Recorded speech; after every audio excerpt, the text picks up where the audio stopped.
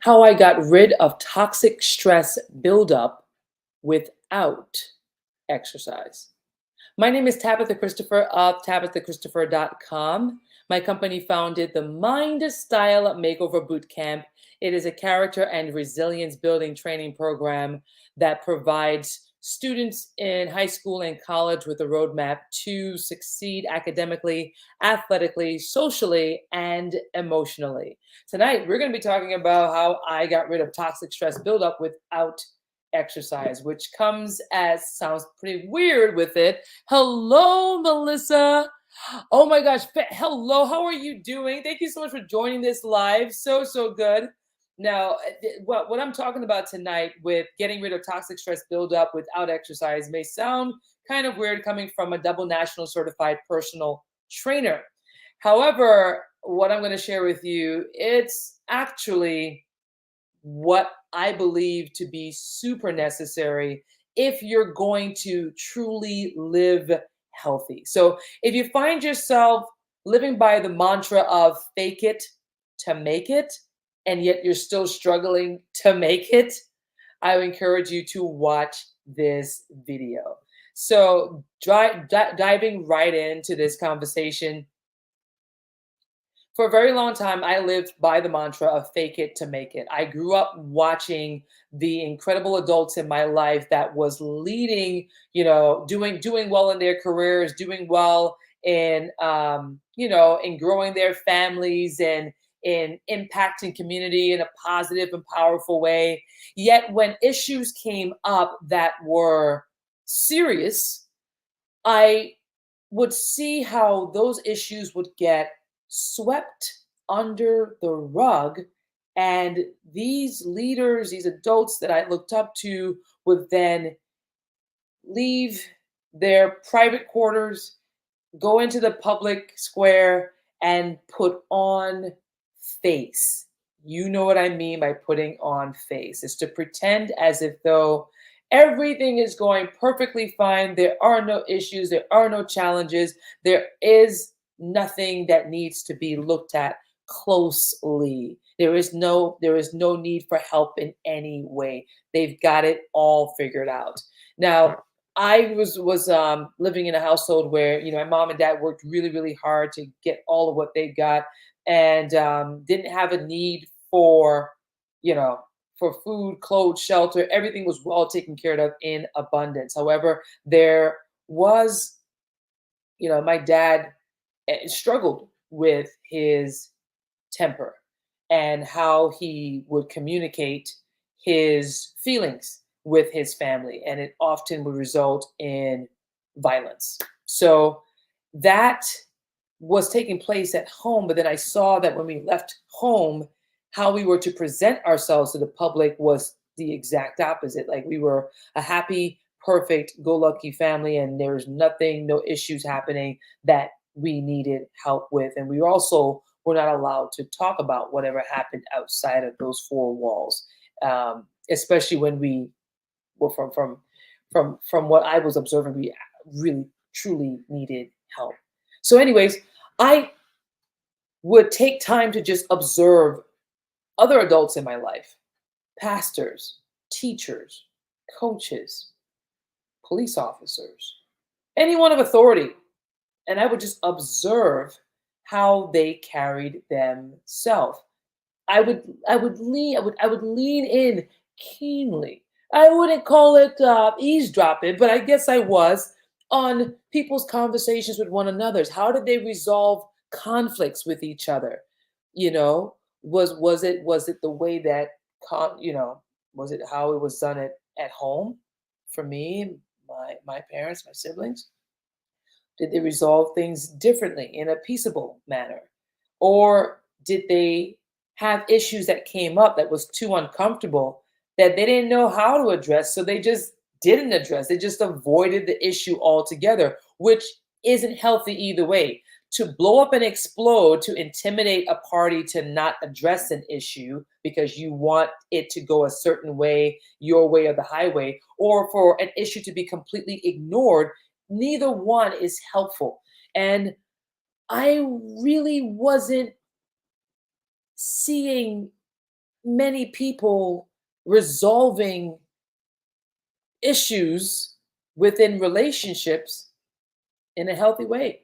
So I took on, all right, let's do the fake it to make it mantra, which I see most everyone is living by around me. Well, I continued on this way for many, many, many, many, many years of my life. Graduated high school, then graduated college, and then went into the workforce and continued on with this fake it to make it mantra, all the while making all of these accomplishments in my career at a very, very young age as a top trainer, being sought after by high profile clients and doing really well and professionally. But behind the mask, when no one else was looking, in the privacy of my small studio apartment, I was struggling. Even just right below the surface, I was just struggling. And I thought that in order for me to be able to accomplish my goals, to see my dreams come true, I was going to have to keep everybody at bay, keep everybody at a body lengths away from me so they wouldn't get too close to see that my life was far from perfect because clearly everyone else's life was perfect, which of course I came to know later on was far from true. And when I reached a crossroads of learning how to stop faking it, to own my story, I no longer utilize exercise as my drug of choice to suppress my anger and anxiety. When I learned to stop faking it and own my story, it provided me with the tools of what I needed to do to address the anger, to address the anxiety, to address the thoughts, the quality of thoughts that I had allowed to take up residence within my mind, which was then influencing my emotions, and my emotions, it was also impacting the decisions that I was making, and so forth and so on, creating those habits, the lifestyle, etc. When I learned to develop a healthy mind style, and that then led me to looking at the narrative that I had formed within my mind about my story. It helped me to approach the story that I had created for many, many years that was suffocating me. It helped me to look at that story from a healthy perspective and to go from a victim mentality to a victor mentality so that I could go from my story owning me to me owning the story. You see, our mind style, our quality of thoughts, what we're thinking, right, is going to determine who we're going to become. The thoughts that I was thinking were anxiety, fear based. So what was that creating within my being? I was living out that anxiety and that fear based thinking in the decisions that I would make. Oftentimes I would be reactive versus proactive, and then in doing that it would result in consequences that were not the best, that were not the healthiest resolution, that was not giving me the quality of life that I wanted to experience within the relationships that I cared so much about. When I learned how to stop faking it and own my story, it provided that pathway to being able to effectively rid my body of the toxic stress buildup that had been taking over my systems for years, which that had resulted in me coming breaths away from having a heart attack at 21 years old. And then I had many other bouts, close calls of where I came close to losing my life multiple times thereafter because I was committed to living by the mantra of fake it to make it. And I want to encourage you today that if you have been living by the mantra, if you're still living by the mantra of faking it to make it, and you're finding that you're still struggling to make it, the I want to encourage you to know that the solution is in learning how to own your story. And What did I go about? How did I go about? Oh, hello, Miss Sherry. Yes, yes. Miss Sherry is a long time trailblazing friend of mine that I got to meet. I think we met like was it pre-pandemic? I believe it was pre-pandemic we got to meet, and then we just stayed connected ever since. She's awesome. I'm so glad to see you. Oh my gosh. So yeah, so what I was saying is that, and so the path that I took to learning how to stop faking it and own my story, it I would say is not a conventional path and is not one that most people would want to take, but it was a path that I took because I was desperate. Okay. I was so desperate. I got to a point where, and what led me to that was a very good friend of mine's who first was a client of mine that I was training her. And she held my feet to the fire because she witnessed me at a low point that I did very well at hiding from all of my clients for years. And when I was trying to cancel on her, like I canceled with all my clients during that time of the month. Yes, for the gentlemen that are watching, that's I'm talking about the woman's monthly cycle. The time of the month was really rough for me. And it was to the point of where I could not move. It literally brought me to my knees. And so it was a stark opposite of who I am and who I wanted to portray myself to be, especially as a personal trainer. You know, you can't be weak and trying to help people get their health back on track. It just doesn't work. Branding, marketing doesn't work. Okay. So whenever my time of the month would come, yes, I would cancel on my clients and I would reschedule for like the next day when I had enough strength to be able to come in. And I tried to cancel on this one client, and she wasn't having it at all. And so I came in, and she got to see me in the state of where the monthly cycle would take me. And then she held my feet to the fire, and she was like, "Something's not right, obviously." And long story short, we're here today because of me being challenged to apply the same principles that I was teaching my clients to help them get their health back on track. And I didn't believe that for some reason, I just didn't believe it was for me. I don't know. I was just completely deceived in thinking that, yeah, I was content. I was content. I was very content with everyone else being happy, everyone else being healthy, everyone else experiencing this incredible quality of life. I just didn't believe it was for me. I had lived so long struggling. I had lived so long in fear. I had lived so long in in that fear-based mentality of, oh man, I just had that mindset for so long. It became like who I was. And I just became so familiar with it. Anything else opposite of it just didn't seem natural and it just didn't seem right for me. But I said, if I could help other people to experience what I wish I could experience for myself, then I would be content with that. And so that became my whole world as a personal trainer. And also, in my work as an actress, the types of roles that I would take on, like, it's so, but then when this client again held my feet to the fire and said, "Why aren't you applying the same principles that you were telling us to do?" I kind of, no, I felt like a hypocrite. I did. But then what she said next was, "I'm glad you were able to survive and make it out of your situation alive." You know, talking about growing up in an abusive environment. But what about the many others that's in the same situation? Let's wait for a moment. The airplane is going overhead.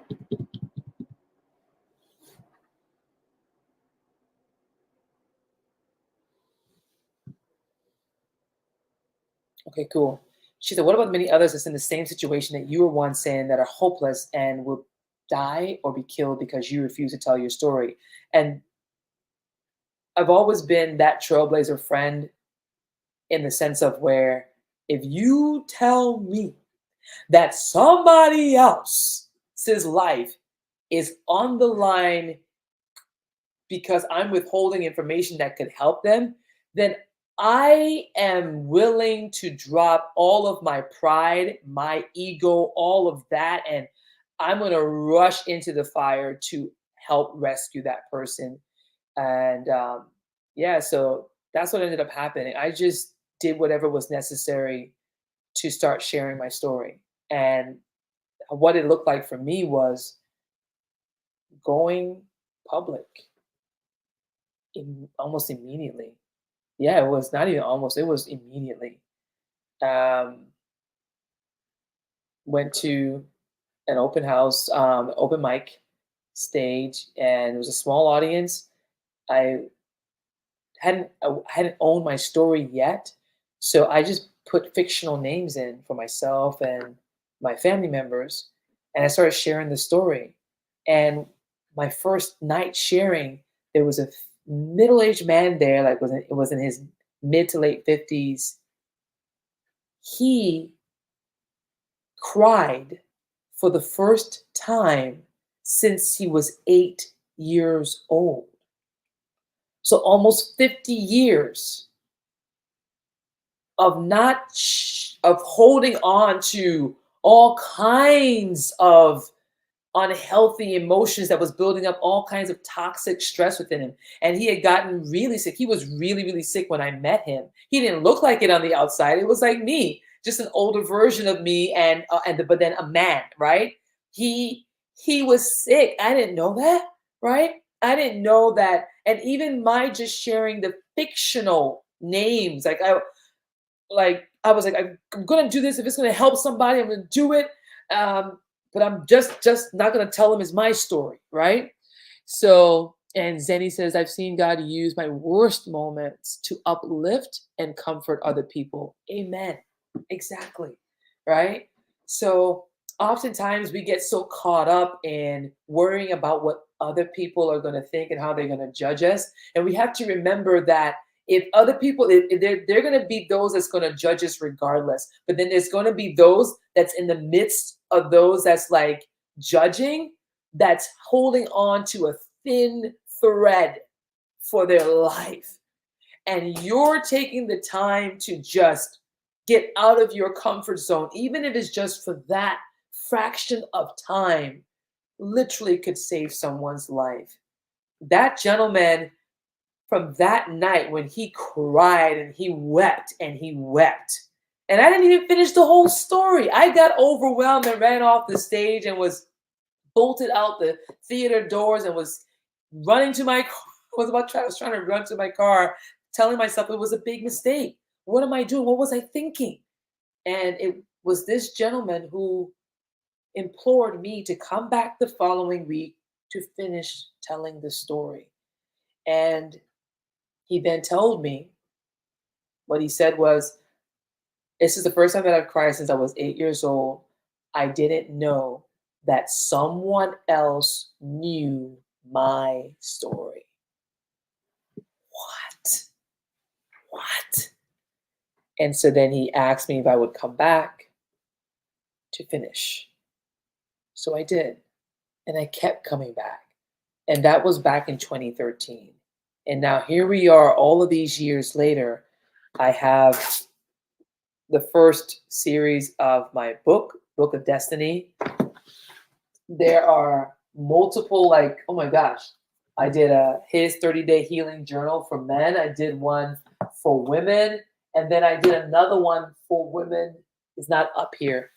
And then now I have this Mind Style Makeover Bootcamp curriculum that provides this roadmap to help young adults thrive inside and outside the classroom. And it's been incredible to see the many trailblazing friends take action. And I want to encourage you for this.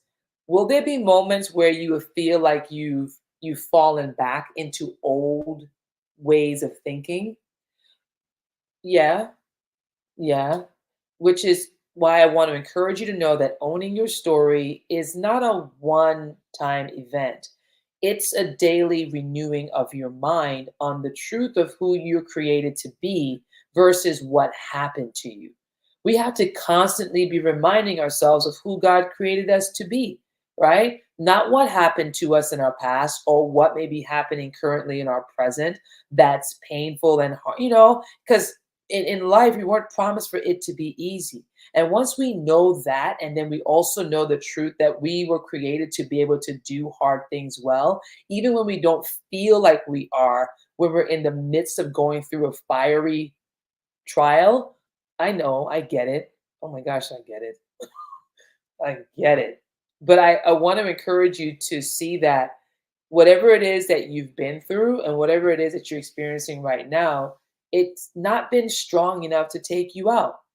What does that confirm? That confirms that you are built to go through these trials and tribulations, because this is what life is going to bring us. And we just need to equip ourselves with the tools, the skills, the strategy to be able to navigate through the challenging times.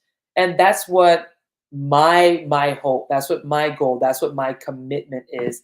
I sold everything to be able to do this work. Has it been easy? Nope, not at all. Not in the slightest bit. Have I wanted to give up? Oh, I have. Not wanted to, I have. Can I be real with you? I have countless of times given up and was like, this not working, not doing it. Nobody's getting help. I'm good. I'm going to go back to what I know works. Right. And then, yeah. So Zenny says, thank you, Tabitha, for talking about this. I'm going to be turning 26 this summer. This sort of thing feels relevant to me. That's just what I'm talking about. This is so good. Yeah, she's like, relatable. Come on, right? So I want to encourage you to know that more often than not, most of us are going through, we're either just coming out of a storm, we're in the middle of the storm, or we're getting ready to go through a life storm. And oftentimes it seems as if though we need to figure it out on our own, that we shouldn't reach out to anyone else and say, hey, I'm kind of struggling with this. I've never been through this particular type of life storm before, and I don't know what to do. Man, listen, I've been there and I've gone through so many life storms by myself alone, and it was like torture. It was torture. And then thank God for amazing like family, friends, clients that became like family to me, that they'll pick up on stuff and they'll say, hey, are you okay?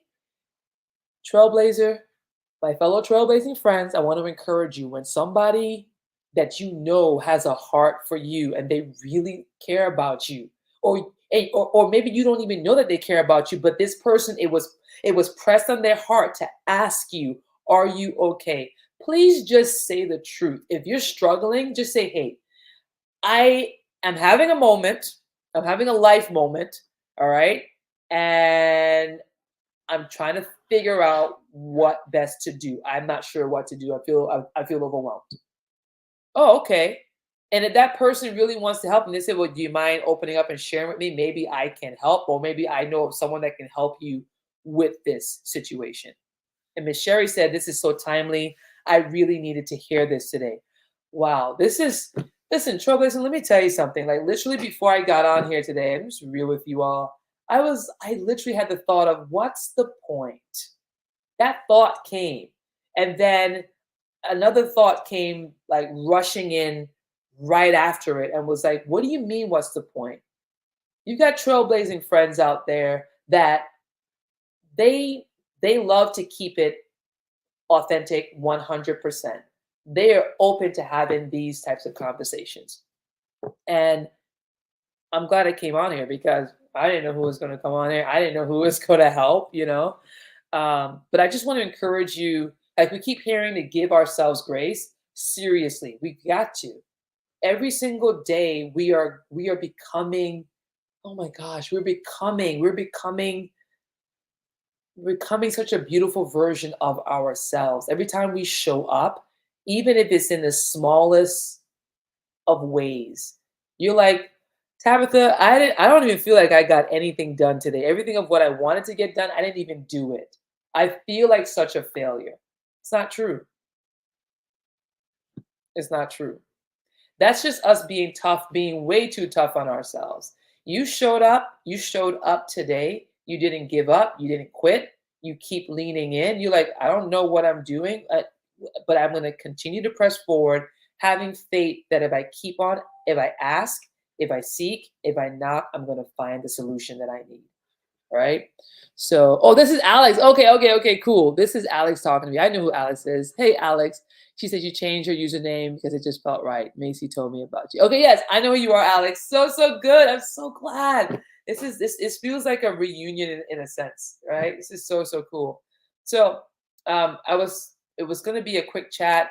Um, but I just want to encourage you with that. So, just to button up everything, when I use exercise is a great tool, is a great tool to help with mental and physical stressors. However, what I find is that if we're not willing to to face ourself and to hold our own self accountable to the choices that we're making and what types of thoughts we're allowing to embed into the beautiful garden of our mind, like we need to take inventory of that. We just can't allow for any thought to just settle in. And I know some of you that's watching right now, you may have people around you that are negative Nancy type of people. And no offense to anyone whose name is Nancy, okay? It doesn't mean that you're negative. I'm just saying. It just has a ring to it. You may have people around you that's in your circle of influence that are really negative, right? And it's getting to you. It is getting to you. Um, and I want to encourage you with some words that my mother shared with me many years ago, and she reminds me of it quite often. We're not responsible for how other people behave. We're not responsible for that. We can't control how other people, what they say and what they do, but we absolutely are able to control how we choose to respond to what they do, right? And so if we have the choice to allow for their story to own us and their mindset to own us, or we have the choice to say, hey, you know what? Throwing my hands up. I'm not gonna let what someone else says or let someone else's story own me. We have that authority to choose that. And that's pretty awesome. That's freedom, right? And again, I want to encourage you to know that it's an everyday renewing of the mind process. It's every day, every day. Every day you wake up and you remind yourself of who you were created to be, a victor over life circumstances, over the past story that was filled with pain and discouragement and all of that stuff, and thinking, oh, I'm a certain age, I should have accomplished X, Y, and Z by now. You're good. You're right where you need to be. Uh-huh. You're right where you need to be. Okay. Yeah, you are. Absolutely are. And you know that if you're like, okay, I could be doing better. I could be making some hard choices that's going to make some changes for me. We all know the things that we could do, that we should do to help move ourselves along. We do. And I want to encourage you to know that your showing up tonight is you making those healthy choices for yourself to engage in conversations that's going to uplift, and at the same time it's going to hold we're going to hold each other accountable to living out the powerful victorious life of who we were created to be in each moment that we have. All right. So I hope that this conversation helped in some way, shape, or form. And if it did, go ahead and share it with a friend. And I look forward to chatting with you all on our next talk for next week for our Mind Style Makeover Monday. Oh, you guys, by the way, I wanted to tell you all something. I'm headed to Utah, the state of Utah this week. I've never been to Utah before. I've been invited to come and share about owning your story. And it's going to be a blast. I am so excited. Oh my goodness. Like I've hardly been able to sleep these last couple of weeks, just on edge to see what's going to happen. It's going to be bananas, bananas. So I'm headed up there for the Rotary Youth Leadership Conference.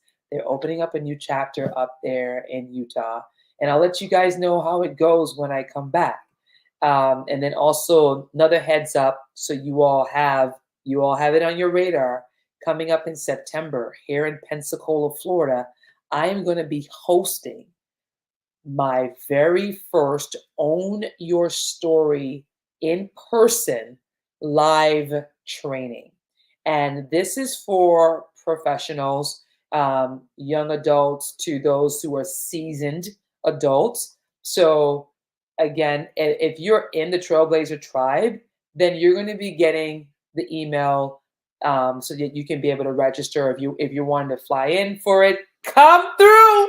I would be so happy to see you. Oh my gosh. So it's going to be September. We already have the dates, have the venue all locked down. We have September 12th, September 13th. So 2 dates in September. And then we have a training set for October 11th. So again, if you're in the Trailblazer tribe, you're going to be getting the email with all of the information so that if you want to be able to, figure out how you can come through and be a part of that live training experience, you're going to get that information if you're in the Trailblazer tribe. If you're like, how do I get in? Just visit my website, www.tabithachristopher.com. That's www.tabithachristopher.com. Miss Sherry said, wow, it's going to be amazing. Yes, it's going to be amazing, Miss Sherry. I'm so excited. It's going to be bananas. Oh my gosh. Yes, Alex. It's going to be super exciting. Yes, exactly, Alex. It is an email thing. You're absolutely right. So if you go to my website, www.tabithachristopher.com, wait a couple of seconds, and then a pop-up landing page will come up where you're able to put in your first name, your email address, and then you're going to select what content you want to receive.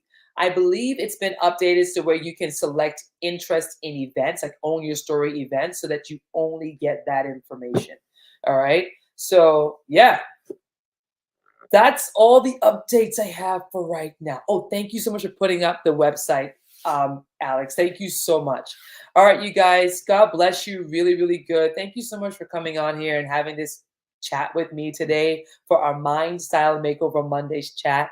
And I look forward to hearing how you choose to own your story this coming week. I want to hear about it in our chat next Monday. Okay. So I want to make a note that we're going to have that top of the hour. I'm going to ask you, how did you own your story this week with whatever challenge that you're facing? I would love to hear, and it's going to just help to encourage each of us as we hold each other accountable to living out the victorious life that we were created to live. All right. God bless you guys, and I'll see you next week, Monday.